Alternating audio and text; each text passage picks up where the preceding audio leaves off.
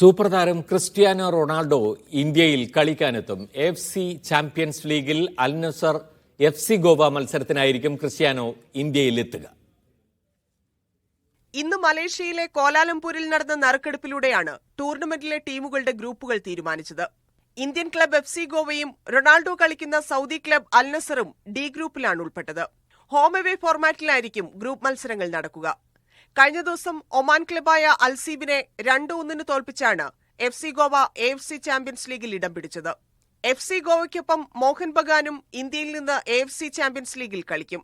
8 ഗ്രൂപ്പുകളിലായി 32 ടീമുകളാണ് ലീഗിൽ മാറ്റുരയ്ക്കുക. സെപ്റ്റംബർ 16 മുതൽ ഡിസംബർ 10 വരെയാണ് മത്സരങ്ങൾ. എന്നാൽ ഇന്ത്യയിലെത്തുന്ന അൽ നസർ ടീമിൽ റൊണാൾഡോ ഉണ്ടാകുമോ എന്ന് വ്യക്തമല്ല. Sports desk, media 1.